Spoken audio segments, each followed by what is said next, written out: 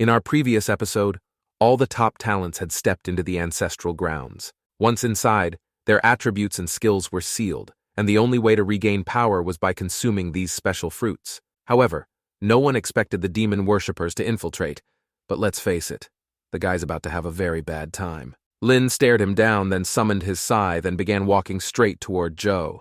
Joe thought he'd lost it, wondering if a mage dared to challenge him in close combat. He scoffed, remarking that he'd originally planned to save Lin for last, but now he was asking for it. Raising his sword, Joe shouted the command, "Slash!" and a powerful sword energy came tearing toward Lin. Meanwhile, our boy didn't even flinch. Eventually, the attack landed, or so it seemed, but all the damage was redirected and absorbed by the skellies in the summoning space, and Lin was completely unharmed. Joe's eyes went wide. He stumbled back a few steps, sweating profusely. He couldn't understand what just happened. He even suspected he'd missed the attack somehow. Shouting that it was impossible, he followed up with a stronger cross slash. Once again, the skill went through our boy and continued on, creating a massive crater behind him. However, Lin was still untouched. Now Joe was starting to panic. Desperate, he unleashed his Holy Flame aura, a wide-range skill that blasted out in all directions.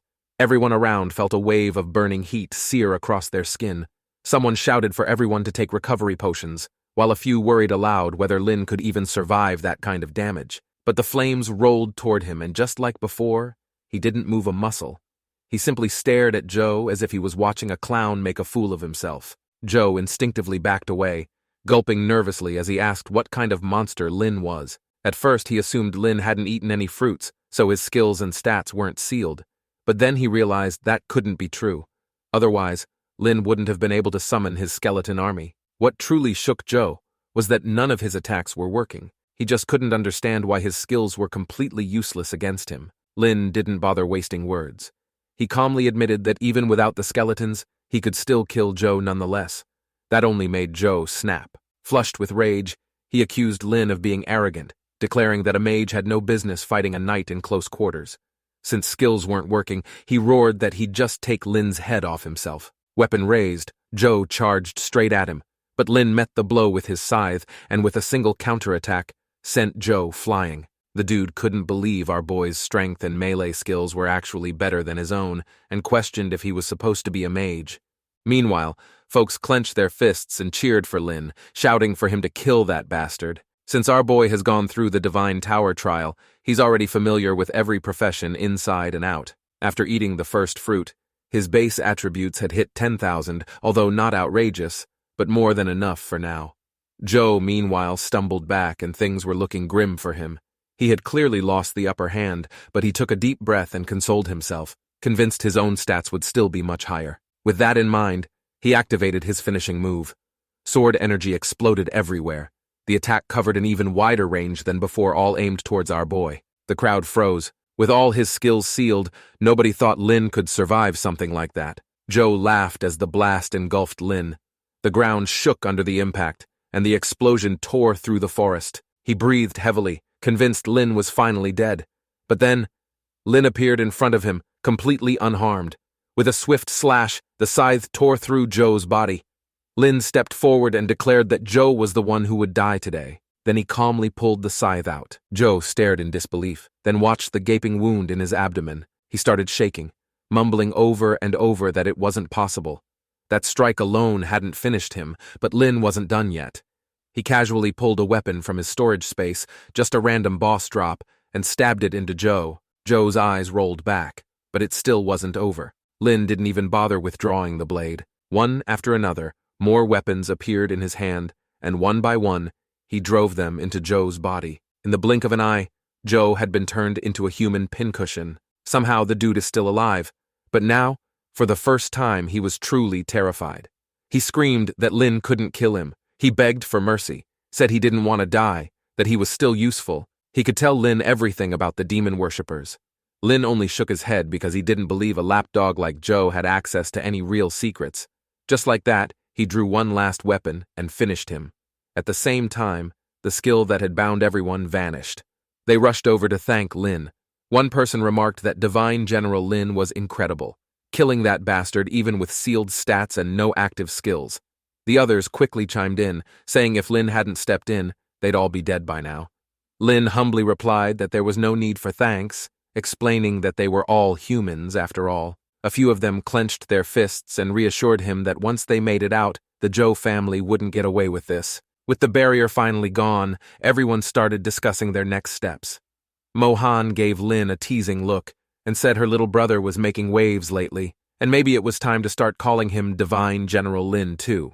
Yi Yi and Mo Yun both chuckled, while Lin scratched the back of his head and told his sister not to tease him. Their journey continued until they reached a bridge hanging over a massive cliff. Everyone paused at the edge as Mohan's expression turned serious. She explained that stepping onto the bridge marked the beginning of the second phase of the trial.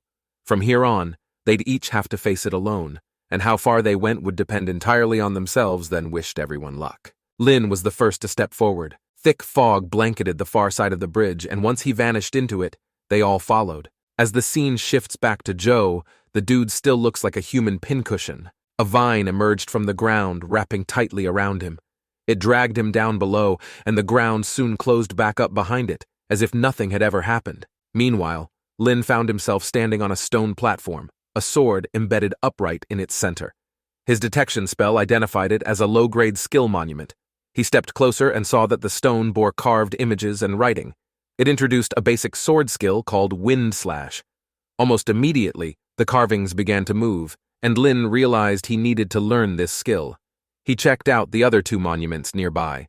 One offered Wood Slash, the other Stone Slash. Lin remarked that the three choices clearly represented agility, finesse, and raw strength. Although he was a mage, his training in the Divine Tower had covered skills from various professions, and he confidently asserted this wouldn't be a problem. As the scene shifts to an unlucky contestant, the guy is devastated to know he has to learn sword skills despite being a mage himself. Meanwhile, Li Feng, the same guy who landed on the bunny earlier, is even more devastated, staring at a monument he couldn't even read. He murmured, half in horror, whether squashing that little creature was now coming back to haunt him. Turned out, killing animals in the trial thickened the surrounding fog, making it almost impossible to see the carvings on the monument. After mastering Wind Slash, Lin returned to the platform to see what the next part of the trial had in store.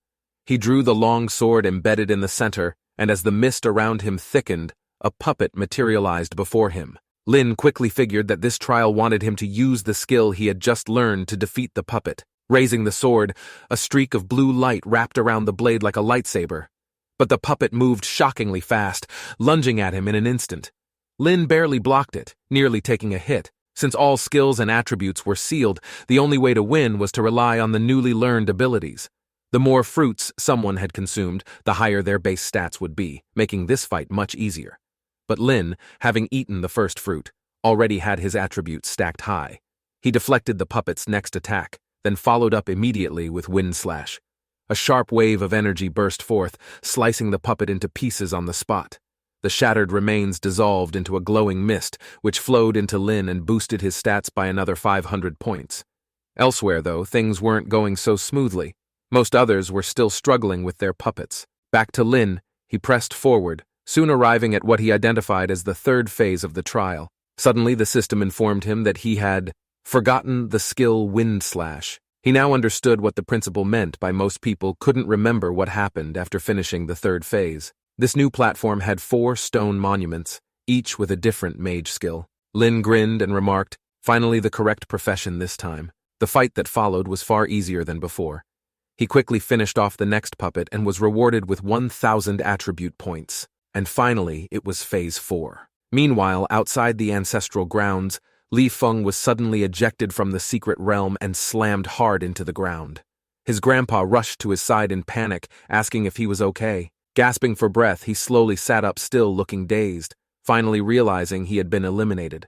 However, he couldn't even recall what happened after crossing the bridge. However, he remembered something and shouted to his grandpa that something had gone wrong inside the ancestral grounds. This drew everyone's attention, and he further explained that Joe had joined the demon worshippers and become their pawn, adding that he hadn't consumed any fruits like everyone else, and instead, he waited until everyone else was vulnerable and even used a soul annihilation stone to prevent them from reviving.